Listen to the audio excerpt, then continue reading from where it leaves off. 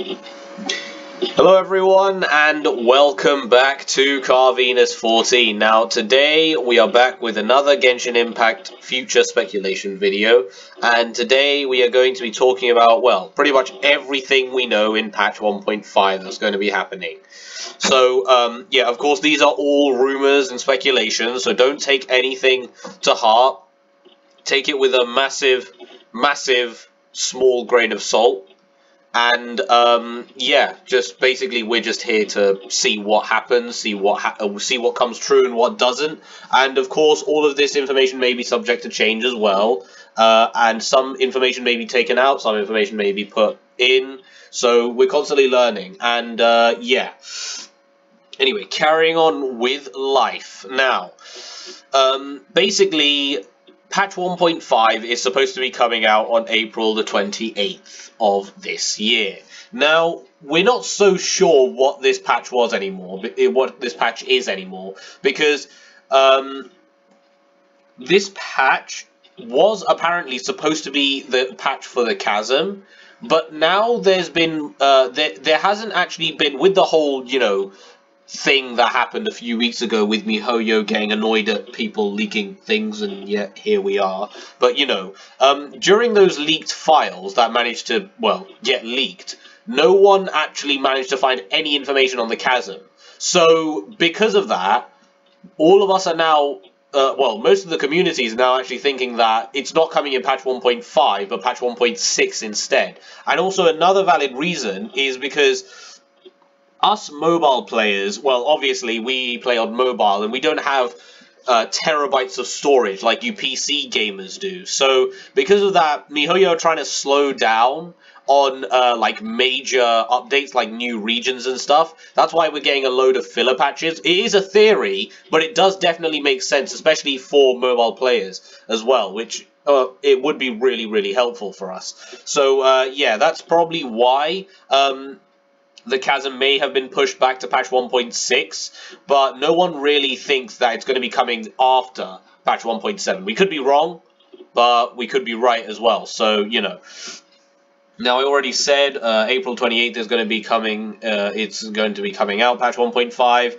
and the characters that are coming out are Eula, who is a 5-star Cryo Claymore user, and Yan Fei, who is a 4-star Pyro Catalyst user. Now, if you guys do want more information on Eula and Yan Fei, I did a full video on those two, literally yesterday. So if you guys want to check that video out, I will have a link in the description below. So, yeah, I always keep my, characters pretty much secluded from, an entire patch video, because if I did add them with the patch, there'd be way too much information to go through and I'd drag the video on for much longer. So I'd rather create character videos separately and then patch videos separately as well. So yeah.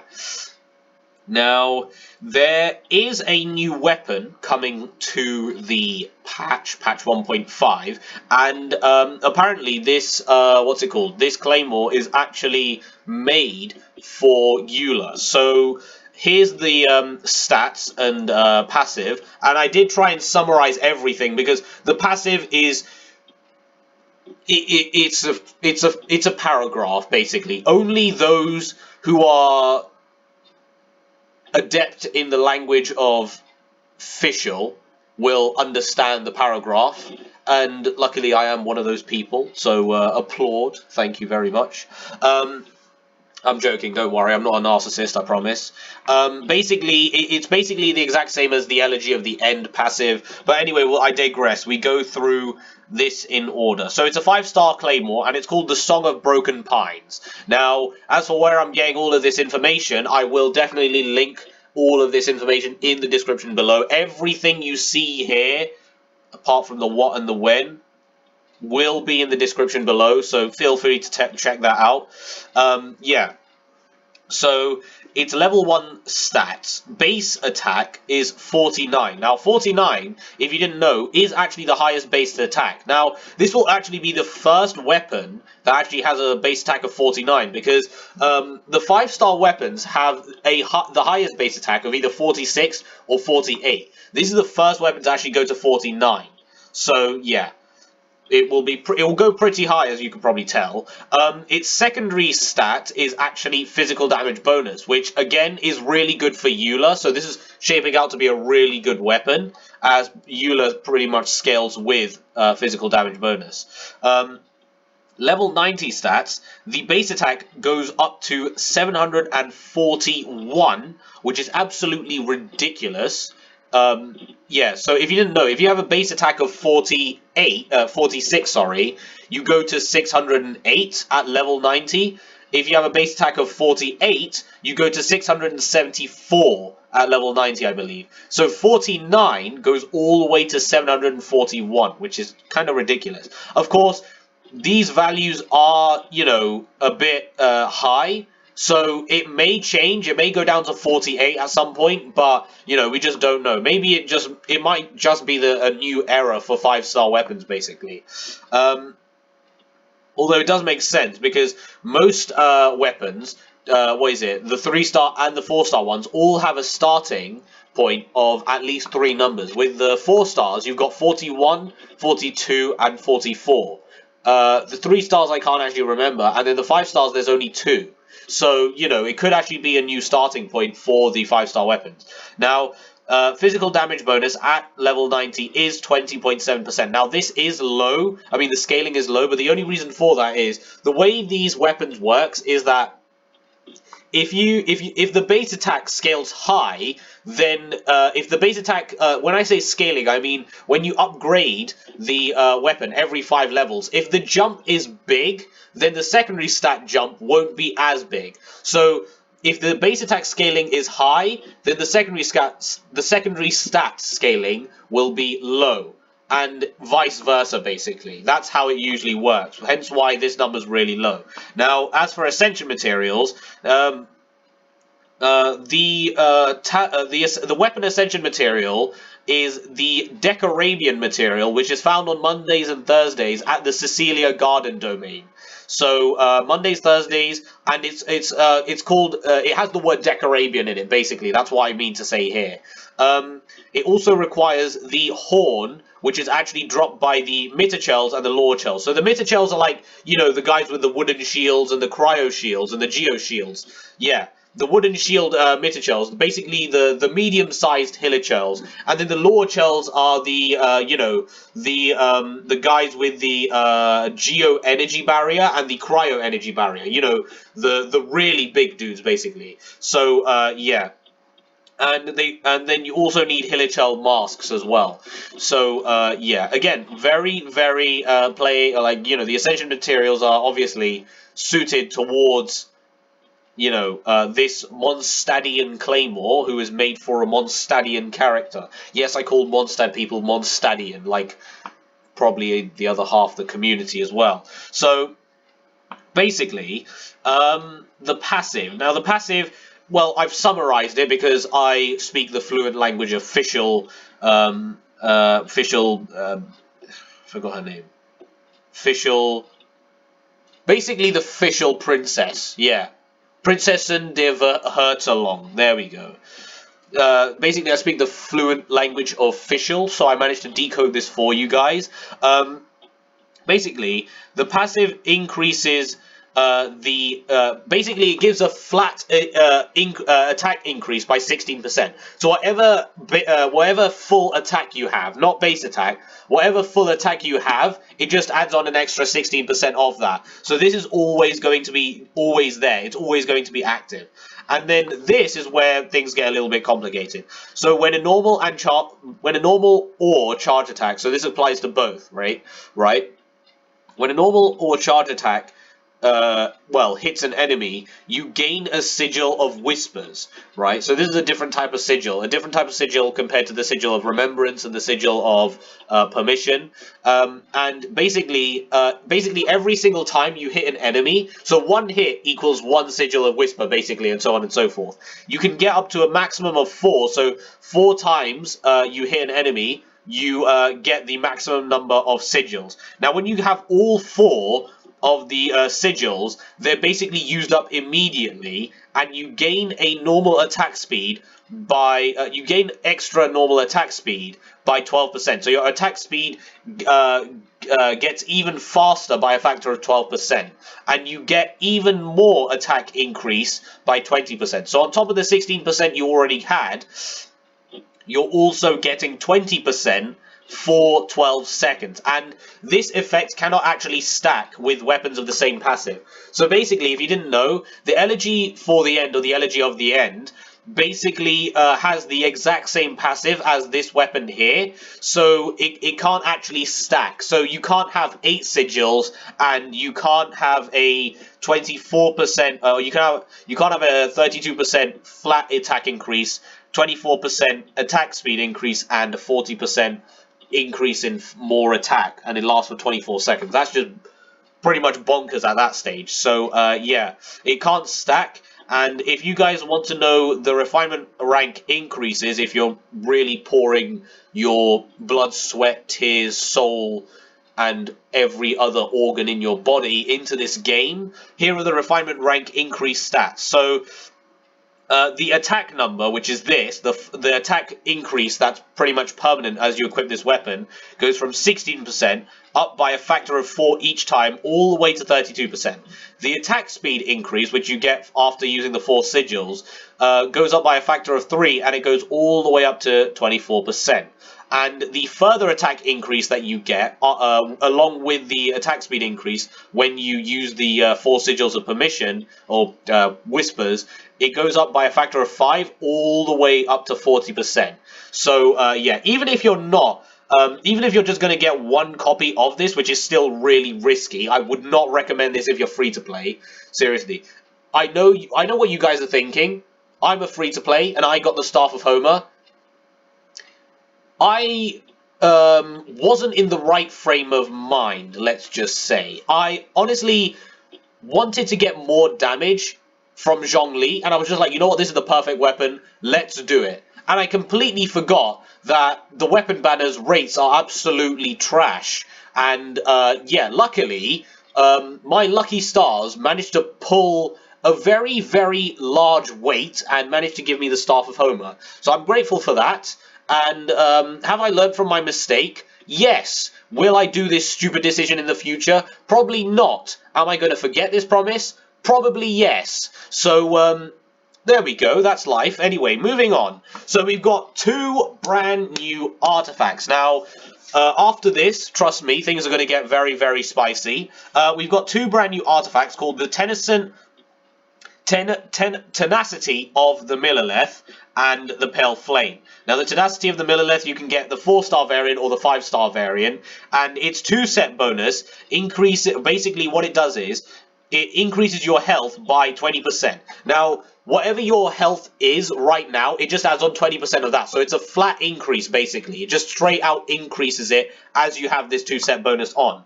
And the 4-set bonus is when an elemental skill hits an opponent, the attack of all party members will be increased by 20% and their shield strength is increased by 30% for 3 seconds.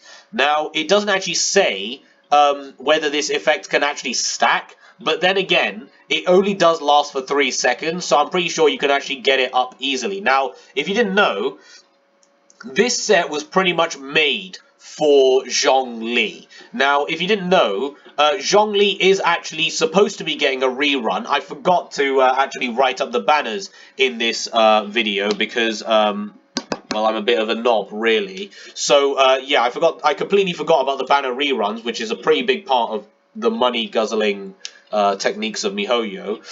So, yeah, one of the banners that are supposed to be coming in patch 1.5 is going to be a Zhongli rerun banner. I'm not going to get a consolation for Zhongli because I'm saving up for another waifu, and I'm presuming at this point, if you guys have been watching my videos consistently, you will know who that is. If not, go back and watch my previous videos. And then, yeah, basically, Zhongli's supposed to be getting a rerun, and this artifact set that's come out with these exact stats, like health increase, right? Zhongli pretty much scales with health now, and you also get increased shield strength as well, which again, we all know Zhongli provides a shield. Not only does he provide the shield, but he also provides a pillar as well. And that pillar, right, actually resonates Geo, and it resonates with pretty much any Geo structure, and it pulses Geo, right? Because of that, it's going to hit an opponent pretty frequently, and your pillar's going to be on whether you hold the E skill or not. It's going to drop either way. So that means pretty much you're going to be getting this 4-set bonus a lot of the time if you actually have this set active. So yeah, this set was made for Zhongli, which definitely does prove to us that there's going to be a Zhongli rerun in patch 1.5. So yeah, with all the recent buffs and everything. So yeah, now the one I'm most excited for, artifact set wise, is definitely the Pale Flame. Now, obviously, I don't run a support Zhongli, so this won't actually be that useful for me. Well, I mean, not to say not useful, it could definitely work, but you know, I think this set we're about to talk to is going to be a much better option. So, Pale Flame you can get in the 4-star/5-star variant. Now, the 2-set bonus just provides a straight-up physical damage bonus increase by 25%. So it just gives you that flat physical damage bonus increase by 25%. So say your physical damage bonus was around 65%. After you put the 2-set of this set on, you'll go up to 90% straight away. So yeah. Anyway, the 4-set bonus, this is where it's at. When an elemental skill hits an opponent, your attack is I think this is just your attack. I'm not sure if it's the entire party's attack, because this is just for physical damage bonus.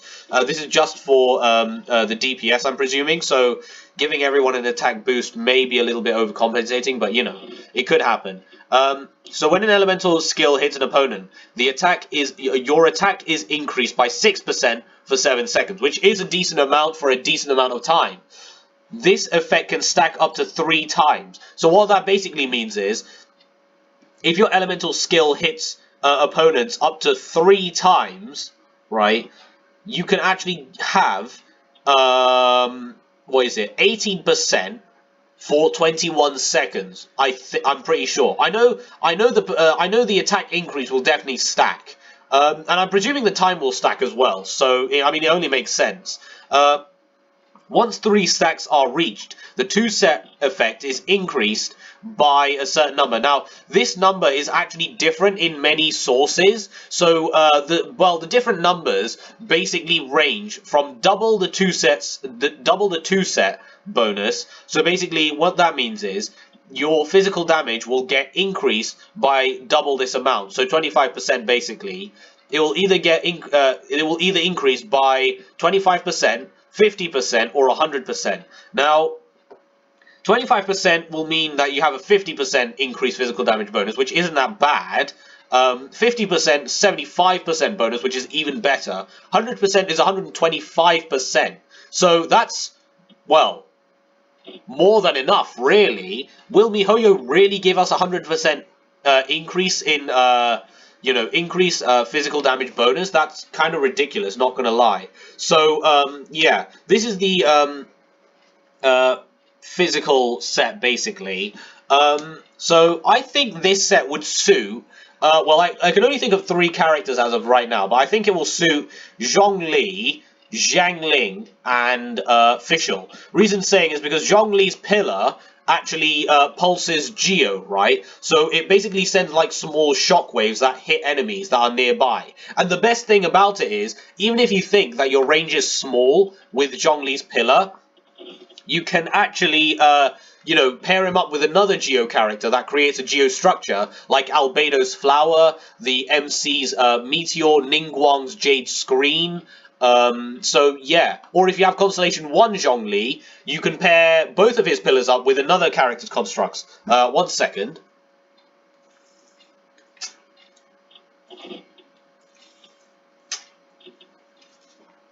Alright, we're back. Had to drink some water there. If you want to know why I had to drink some water, I explained in yesterday's video.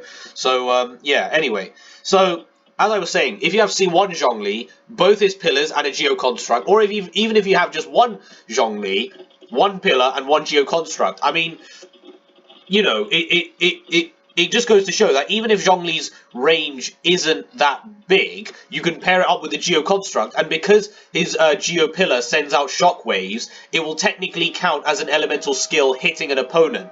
So because of that, I think that this set would be really, really good on a physical damage Zhongli, which, honestly, I think I might test. If you guys want me to, put in the description below, do you guys want me, when this set comes out, do you guys want me to make an updated build guide on physical DPS Zhongli? Because I already made one, but that build wasn't really fully complete because I didn't have the Staff of Homer at the time, and my artifacts were pretty much a mess. So now that I fixed everything, and once this set comes out, do you guys want me to do an updated build guide on Zhongli, a physical damage Zhongli, with this set and with the Staff of Homer?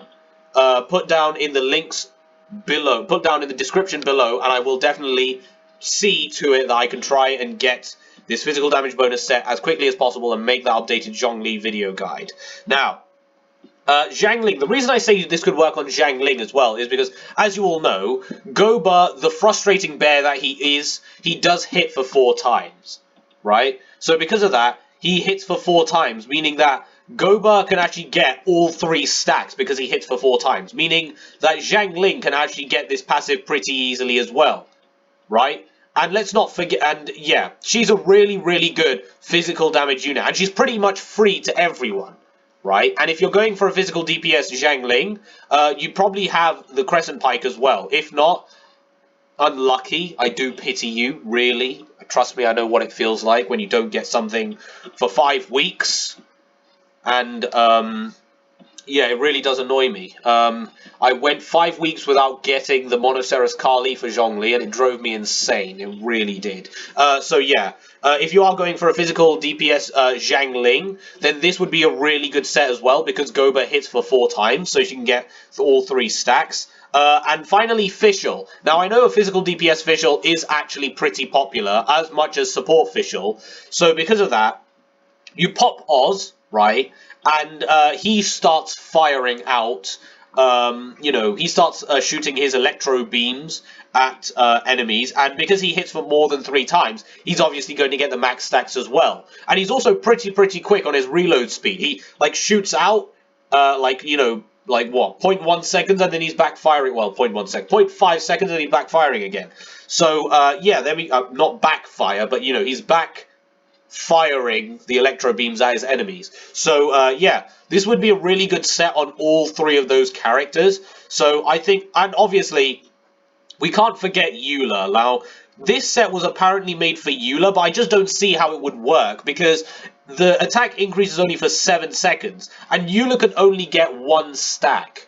Right, the reason I say this is because you guys will know if you've actually watched my Eula video, but her cooldown, her press cooldown, let alone her hold cooldown, is 4 seconds, right? So she could only gain 1 stack at a time.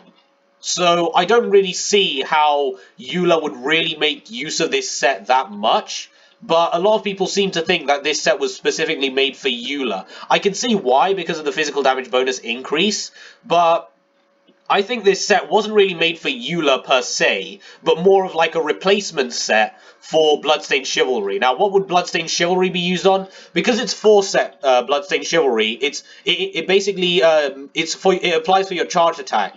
So characters like Keqing and Hu Tao will find it really useful. Excuse me, I hope you did not hear that. If you did, I don't know what to say. Yes, I am sick, if you didn't realise, and I am slowly crippling myself. I'm not going to die, don't worry. Jeez, alright. Yeah, if you couldn't tell, I am sick, but enough rambling. I really do ramble a lot on my videos, especially these kind of videos, because basically I ramble when I love something that I'm talking about. So, yeah. Apologies about that. That's the artifacts anyway. That's the physical damage bonus artifact and the tenacity of the Millilith, which is the HP artifact. So I think this is a Zhongli set. and this is like a replacement set for, well, not a replacement, but like a better version of Bloodstained Chivalry, because the Bloodstained Chivalry 4-piece wasn't really useful in a lot of characters. Only Keqing and Hu Tao could well, not even Hu Tao, to be fair, just Keqing. Yeah. So, yeah, I think this is more of like a better version of the Bloodstained Chivalry. Not to completely replace the Bloodstained Chivalry, but, you know. Or you could pair this up with the Bloodstained Chivalry, go 25% physical damage bonus on each, and then just have 50%, which is not bad either. Now, we get to the interesting stuff. Now, this is probably what all of you guys had been waiting for, and I used my business strategies to put this at the end of the video so that you guys would watch. I'm so sorry, I really shouldn't have said that. That must make me look like an absolute knob right now, but, you know, I digress, we'll move on. So, the housing system is a pretty big part coming in patch 1.5. In fact, it's probably the most interesting thing that we're waiting for. Now, the housing system, the way it's supposed to take place is that there's basically a small world inside of Madam Ping's teapot. Now, I've probably said this a bit too late, but if you guys haven't done the Archon quest for patch 1.0, then do skip this right now. The Liyue chapter arc where you meet Madam Ping, skip this right now. I probably said too much already, or you probably read it, but yeah. Now, apparently, the way we're going to get to this small world is that we're going to have a world quest with her. I don't think it's like a story quest or an Archon quest or anything like that, just a world quest, just because, you know, this is more of an in-game thing and I don't think it affects the main story of the game. So I think this is just going to be a world quest. Now, the design of this housing system, we're going to have many different landscapes. We can choose from flat landscapes like Mondstadt. Well, Mondstadt's not flat, but you know, it's relatively flat. There's like smooth hills, like the gradient of the gradient of steepness, basically is a lot less than the mountainous and trenchy terrains of Liyue. So personally, if I was going to build a house, I would probably build it in like the mountainous landscapes, just because, oh my god, mountains are just so much more attractive than flat landscapes. Sure, you can build more on flat landscapes, but the mountain landscapes will have some really nice scenery and stuff like that. So yeah, we'll also get areas like beaches, rivers. We're also going to be getting bridges if you're in the mountainous area. Beaches, I'm presuming, is going to be in the flat area, but bridges in the mountainous area. We're going to get rivers in both of them. So, yeah, honestly, it's going to be really, really cool. Now, in terms of furniture, the list was way too huge for me to actually write down and put in this video, and it would have dragged this video on for so long. Well, longer than it already is right now. But basically, anything you can find in your house will basically be in this furniture system. So you got beds, we got sinks, we got dressing curtains, paintings, dining tables. What else is there? Chandeliers, lamps. What else is there? Shoe cupboards. Kitchen tops, toilets. I don't know. Toilets is a bit of a stretch, but friggin' water slides, I don't know, whatever you guys have in your house, you'll definitely be able to find it in the list. Apart from the things that I will not name to keep this video sacred. Now, the materials we're going to be using for the furniture, because yes, we do have to build the furniture. We can't just walk into IKEA and Asda and buy whatever we want. So yeah, the materials we're going to have to use to craft the furniture, we're going to need fabrics, and fabric is basically all these ingredients, by the way. You actually make them with in-game materials right now. So silk flowers are actually needed to make the fabrics, right? I should definitely have said that, but silk flowers are used to make the fabrics, and then red, yellow, and blue dyes come from different types of plants in the world. So red will come from valberries and other red things, basically like carrots and stuff. So valberries and carrots. Yellow would probably come from well, what's yellow in the open world?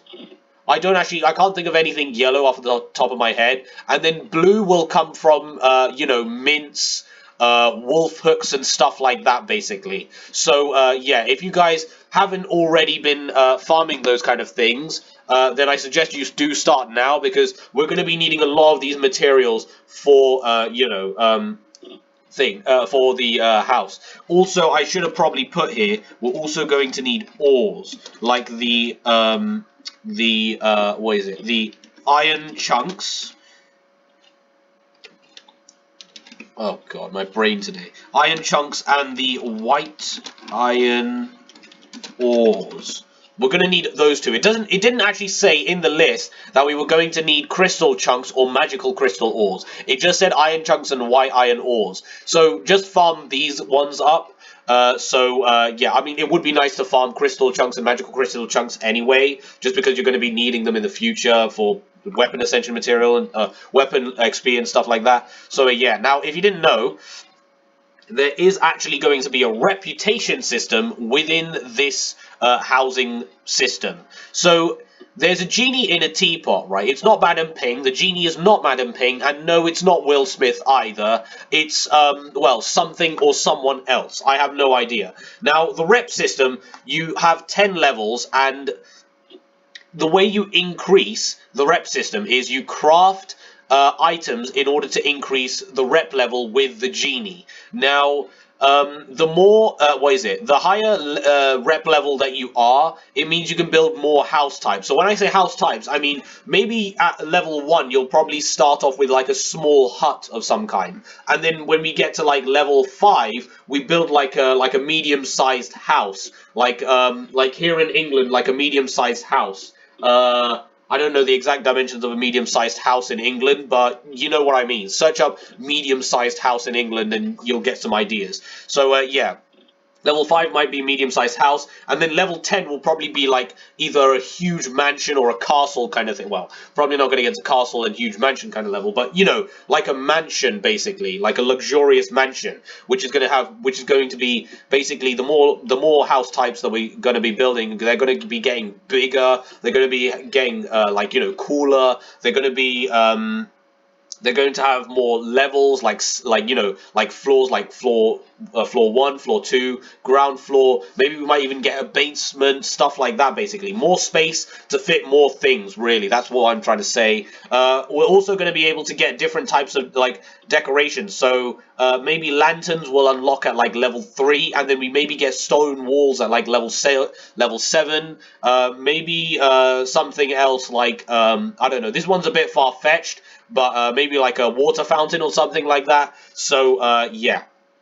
Anyway, any new features? Now, yes, there is a new feature. Now, the Dream Solvent is basically a substance which is like the Dust of Azoth, right? So if you guys know, for the Dust of Azoth is basically the gemstone materials, well, the materials that we use to change different types of gemstones into other ones. So I can change a cryo gemstone into the pyro gemstone if I wanted to, using the Dust of Azoth, right? It's not a perfect, well, it is a 1-to-1 ratio, actually. So, yeah, it's like, what is it? So a pyro gemstone into a hydro gemstone with the Dust of Azoth. So the Dream Solvent is going to be like that, except for weekly material. So, let's say I need the Monoceros Kali, but I've only got one Monoceros Kali and about, you know, 15, you know, Dvalin plumes. I can then, say I need 7, and I've only got 1, and I've got about 15 Dvalin plumes, I can change 7 Dvalin plumes, well, 6 Dvalin plumes, into Monoceros Kali to make 7 full Monoceros Kali. That way, I'll have 7 to put into Zhongli, and then maybe I'll have you know, 8 left with Dvalin plumes. So stuff like that, basically. It's going to be a 1-to-1 ratio, and as for where we're going to be getting the Dream Solvent, some sources actually do say that it comes from the Geo Dragon Lord, also known as Azhdaha, right? Azhdaha. Say it with me, everyone. Azhdaha. Okay? Now, who is Azhdaha? Azhdaha is, well, moving on to the next section, he is the new Geo Dragon Lord boss. Now, if you didn't know, there is going to be a world boss coming into the game in the next patch, and the reason for that is because Yanfei and Eula both require new talent ascension materials, like talent ascension materials that come from bosses. They don't require the current 3 ones, they require a new type.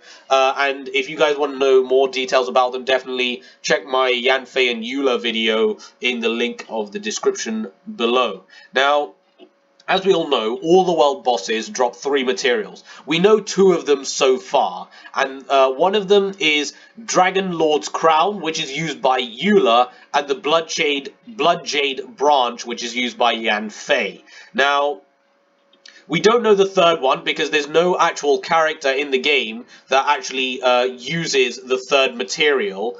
Yeah, basically, we only know 2 of them right now. The last one will obviously come, depending on whether Mihoyo are going to give us the details about it or not. Also, the Geo Dragon Lord has the possibility to control 4 elements. Now, it can control Cryo, Pyro, Hydro, and Electro. Now, this is a bit like the Primo Geo Vishap, and as for where the boss is going to be located, I was originally thinking the Chasm, but now that the Chasm isn't going to be coming in patch 1.5 anymore, I don't know where it's going to be. That says Cairo. That's supposed to say Cryo.